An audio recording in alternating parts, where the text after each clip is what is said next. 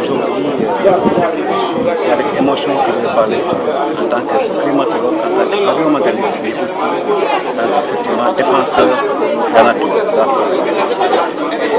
J'ai tenu aujourd'hui à organiser le premier forum du conseil départemental sur la problématique de la pollution, sur la gestion de la forêt.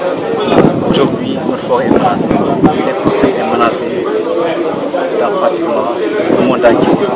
En Casamance, qui est effectivement garant de cet écosystème, on voit les forêts partir. Donc je ne peux pas rester comme ça. Vous avez vu avec les effets des changements climatiques. Nous avons eu cette année vraiment un hivernage catastrophique avec des conséquences. L'État a été obligé de mettre la main dans la poche pour effectivement venir dans la solution. Aujourd'hui, nos forêts sont menacées. On ne peut pas croiser les bras. Il faut organiser un forum. C'est un prétexte pour que les gens se parlent. Donc, tous les acteurs, le ministère de l'Environnement, la direction des eaux et forêts, mais les acteurs. C'est pourquoi j'ai invité aussi ceux qui sont dans les séries, mais aussi ces associations qui sont à la base, qui travaillent pour préserver la forêt. C'est un prétexte, mais l'objectif de ce forum, c'est effectivement de mettre en place des stratégies, d'élaborer, pour ensuite mettre en place des stratégies pour effectivement le développement durable dans le département du Pays et c'est surtout de lutter pour l'aménagement et la promotion de la protection de la forêt. Monsieur le Président, on a constaté ici, dans le département de Bignona, une exploitation gabegique des ressources forestières. Est-ce que des mesures seront prises quand même pour mettre un terme à cette exploitation? Ah oui, c'est pourquoi donc j'ai convié effectivement tous les maires. Effectivement, avec eux, nous allons prendre quand même conscience de ce fléau et mettre en place des brigades vertes. Mais je ne voulais pas anticiper. C'est au sortir de ce forum, nous allons mettre en place donc des projets avec des brigades vertes qui vont appuyer effectivement donc ces services de l'environnement qui sont sur le terrain et qui se battent. Effectivement, des mesures fortes. D'abord l'éducation, la sensibilisation, mais aussi il faut qu'on aille jusqu'à punir effectivement donc tous ces détracteurs de la forêt. Parce que nous sommes nés ici et on connaît ce que c'est la forêt, ce que la forêt peut apporter à l'équilibre de l'écosystème, mais surtout au changement climatique. Et aujourd'hui nous sommes là pour la protection de la forêt, une gestion quand même parfaite, harmonieuse entre l'homme et la forêt. Parce qu'aussi on doit se nourrir de la forêt, mais surtout aussi en aménageant et en plantant des arbres et en sauvant quand même c'est possible.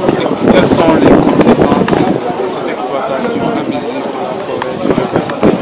Oui, je crois que c'est clair d'abord. Donc, on connaissait Bignona il y a plus de 20 ans, 15 ans. Quand on venait, c'est pratiquement la forêt. Mais actuellement, quand on passe, la forêt est carrément cramée. On voit jusqu'à 1 kilomètre. Et c'est pas normal. Nous devons effectivement les espèces de la faune et la flore nous sommes dans des projets pour revenir de cet écosystème. Les conséquences d'abord, c'est l'essentiel des conséquences des changements climatiques. Les pluies commencent à se faire. Nous avions ici dans le département et même dans la région une pluviométrie annuelle de 1600, même 2000. Nous sommes actuellement à 1400. Cette année, nous avons eu même des problèmes pour atteindre 1300. Et c'est catastrophique. Nous avons quand même une production de riz en baisse et aujourd'hui effectivement donc les conséquences sur le plan sanitaire c'est des maladies mais aussi sur le plan de la sécurité alimentaire. L'État est obligé aujourd'hui de faire face en mettant en place des lignes de soudure et aujourd'hui dans certains villages beaucoup d'agriculteurs n'ont pas cultivé. Je pense que c'est une problématique majeure et nous devons quand même oser regarder en face et se parler pour la préservation de la forêt. Bignona est le plus grand département de Ziguinchor, mais on se rend compte qu'il n'y a qu'un effectif de 9 hommes. Est-ce suffisant pour justement lutter contre cette exploitation abusive? Oui, c'est-à-dire qu'à partir des conclusions de ce séminaire, nous allons quand même faire des recommandations. Le ministre a voulu quand même parmi nous, mais il est actuellement assez vieux, le chef d'État. Mais nous nos recommandations et nous avons fait des recommandations fortes pour qu'un appui effectivement dans le département en nombre. Mais aussi nous allons mettre en place ce qu'on appelle des brigades jeunes. Ce sont des jeunes de 17 à 35 ans et qui vont sur le terrain et effectivement qui vont sensibiliser, éduquer, mais aider aux jeunes. Parce que l'État ne peut pas tout prendre. L'État ne peut pas prendre pour chaque forêt une distraction. Non, c'est maintenant nous les collectivités, on va prendre un